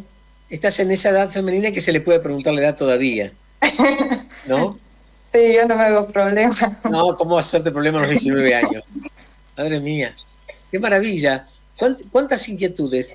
¿Y se han conocido estudiando música? Música, exactamente. Nos conocimos estudiando música y nos dimos cuenta que teníamos intereses comunes porque Ari me comentó también de que asiste a estas reuniones de ODS y justamente yo le comentaba el otro día de que parte de los talleres de JCI asistimos a la Universidad de Belgrano hace un mes y medio aproximadamente y fuimos a dar capacitaciones a los alumnos de tercero y de cuarto año sobre ODS. Bien. ¿Cómo lo tomaron los alumnos? Muy bueno, porque hicimos una dinámica más como descontracturada. Eran alumnos de diseño arquitectónico, entonces teníamos que buscar algo que les interesara orientado a su carrera, ¿no? No podíamos hablarles, por ejemplo, de algún ODS que esté muy lejano a su carrera, entonces lo hicimos enfocado a su carrera. Les hablamos con preguntas un poco para que se pongan a pensar, digamos, a futuro, igual para su área y su desarrollo, y después les hicimos hacer un juego y una actividad para que ellos también un poco compitan en equipos y puedan explicarnos los proyectos que tendrían, ¿no? Con ODS y con el tema de construcción. Me perdí de algo y me distraje y no entendí qué es ODS. Los ODS, los Objetivos de Desarrollo Sostenible. Ah, correcto, bien. Sí. Perfecto. Me pareció que Roberto y Keila se están peleando por hacer preguntas. Métanle. Cállate, Keila. No, perdón, Sofía, quería preguntarte. Ese tipo de cosas le encantan a los feministas. Vos callate también, Zulma. Perdón, Sofía, te quería volver un poquito para atrás con el tema tuyo de tu gestión. ¿Tenés idea el financiamiento, cómo se produce el financiamiento de la ONG que vos estás? ¿Aquí están ustedes? Sí. Nosotros tenemos una mensualidad que vamos abonando una vez que somos miembros juramentados, porque existen 3 tipos de miembros. Uno que son los voluntarios, que pueden ser jóvenes de hasta 40 años y que no necesariamente han jurado con la ONG y que no necesariamente están obligados a participar de todo, ¿no?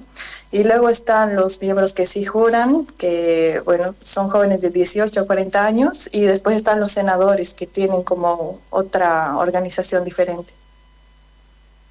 Digamos, hay como 3 estratos diferenciados. Claro. ¿Y en cuál estás vos? ¿En qué nivel estás vos? Yo voy a jurar en la Convención Nacional que va a ser en Tigre en octubre. Estás en la segunda, digamos. Sí, o sea, yo soy muy activa en la ONG, pero por temas de tiempo y demás, recién voy a jurar. Bien. Quería saber eso. Keila. Bueno, hola Sofía, ¿cómo estás? Hola. Yo quería hacerte una consulta, se me cortó 5 minutos el Zoom, con lo cual me imagino que no llegaste a contar nada de eso, así que te quería preguntar. Escuchaba que es una ONG, pero tus padres también están dentro del gobierno. Yo quería consultarte en relación a la cuestión del litio. Yo tengo entendido que Bolivia siempre ha tenido como una posición bastante más soberana en relación a la extracción del litio. Si es que ustedes tienen una opinión al respecto, ¿cuál es la situación actual con la cuestión del litio, ¿no? Del extractivismo ahí en los salares, que es tan grave en el norte argentino y allá. Bueno, primero que nada quería aclarar si hubo un pequeño malentendido, me parece. Bueno, mis papás no están en nada de la política. Me refería a senadores, a ellos, porque dentro de la organización, como decía, están voluntarios, juniors y senadores, o sea, senadores dentro de la ONG que no tienen ninguna relación política. Mi mirada politológica me llevó ahí. Bueno, sí, entiendo, está bien. No, ellos nada que ver con la política. Bueno, mi papá es ingeniero agrónomo y mi mamá es abogada, así que bueno, en cuestión del litio, mira, en Bolivia tenemos una de las más grandes reservas de litio porque tenemos el salar más grande del mundo, que es de Uyuni, que está ubicado en el departamento de Potosí. Bueno, del poco conocimiento que yo tengo de él es que mi papá trabajó allá por 4 años, pero más con temas relacionados con la alimentación, así que él me contaba más desde ese lado, digamos, de la quinoa, del amaranto. El tema del litio, en realidad, hace aproximadamente 40 años, Bolivia tenía una empresa que se llamaba Rayovac, que hacía pilas, pero si no me equivoco dejaron de funcionar y actualmente está como que veremos, ¿no? ¿Qué se hace con todo ese litio? ¿Y no se dan problemas medioambientales con el litio? ¿De los que se genera? Y sí, también se generan problemas medioambientales al extraer como cualquier mineral, ¿no? Porque contamina un montón las aguas. ¿Y tu organización no tiene una posición tomada al respecto? No, bueno, JCI no, porque tenemos, bueno, con el tema de salar no tenemos ningún proyecto ahora vigente, pero sí tenemos lo que es el Clean Up Day, que bueno, no tiene que ver con el litio ni con el salar, pero sí tiene que ver con los residuos sólidos, ¿no? Tenemos un programa, como decía, que se llama Clean Up Day, que es de JCI Internacional, y que se lleva a cabo una vez al año, que son un par de jornadas donde se limpia, ya sean plazas públicas, playas. Es un día de limpieza, ¿no? Pero no tenemos en sí un programa para el litio. Sofía, te quería preguntar, perdón, ¿hay algún grado de vinculación entre el gobierno, el Estado, en este caso el Estado boliviano, y el gobierno que en este momento lo está representando, con la ONG? ¿Algún tipo de acuerdo, algún tipo de política común, o no tienen nada que ver, son caminos diferentes? No tienen nada que ver, son completamente separados. Como es una ONG, entonces no tiene ninguna relación con el gobierno. ¿Qué quiere decir SDI? JCI. JCI. Sí, bueno, las siglas están en inglés, igual que de sus programas, que se llama Junior Chamber International, que es Cámara Junior Internacional. Ah, correcto. Sí. Es para jóvenes, está orientado a jóvenes. Claro, jóvenes activos que pueden aportar tanto con recursos económicos y con recursos humanos, ¿no? Wow. Ariadna, ¿estás por allí? Sí, acá. Contanos, ¿qué te movilizó a invitar a Sofía? Bueno, por un lado todo el activismo ambiental que veo que hace y que comparte, y también porque me parece muy interesante poder sumar la visión de los jóvenes. Creo que estamos en un momento en el que nos tenemos que movilizar, en el que tenemos que ocupar espacios de debate y de participación ciudadana. Así que nada, la invité por la edad, digamos, y por su compromiso, que sé que es muy valioso. Mira, vos sabés que yo que había buscado algo respecto de Sofía y de la organización a la que pertenece, encontré que JCI es una de las mayores organizaciones juveniles en todo el mundo. Y dice que es una comunidad internacional compuesta de gente entre 18 y 40 años para crear un cambio positivo en el mundo. Dice que tiene algún elemento religioso en su credo oficial, pero no promueve ni se involucra en ninguna actividad religiosa. ¿Vos lo percibís así, Sofía? Sí, yo lo percibo así porque al estar presente en tantos países tenemos muchos miembros que son o musulmanes, budistas, judíos, católicos, ateos, entonces ninguno de ellos se ve como, no sé, éticamente o moralmente afectados cuando existen las convenciones internacionales. Justamente JCI promueve esto de la inclusión social, ¿no? Porque tenemos convenciones a nivel no sé, nacionales e internacionales, también algunas conferencias de las Américas que organiza JCI Internacional anualmente y en las cuales asiste gente de muchos de estos países y bueno, convive y habla los otros idiomas y ve otras culturas y bueno, es muy inclusivo en realidad. Sí. Perdón, Ricardo, se me va a ir si no, te pido disculpas. Sofi, ¿hay algún tipo de posible vinculación de la agrupación, de este entorno tuyo, de ustedes, con agrupaciones de base, con situaciones de gente que está en las comunidades, que tiene problemas concretas de tipo ambiental? ¿Se conectan con ellos o no tienen relación necesariamente? Bueno, puede ser posible con nuevos programas, ¿no? Actualmente estamos más con programas de capacitaciones, en escuelas, en universidades, así que si alguno de los miembros ve que es necesario y propone algún proyecto, bueno, la organización lo toma, lo delibera y se hace, ¿no?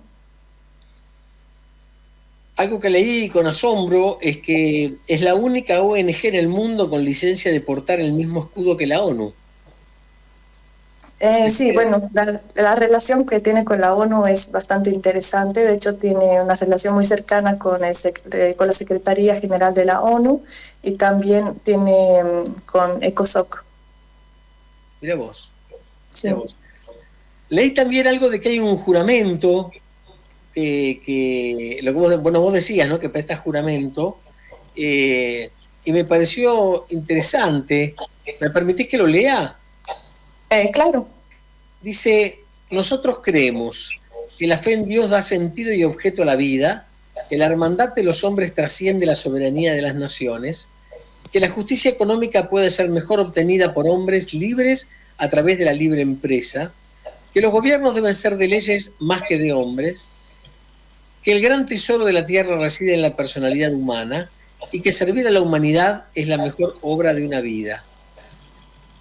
Me parece un juramento como con una idea muy clara ideológica, ¿no es cierto? De libre empresa, de gobiernos más de leyes que de hombres.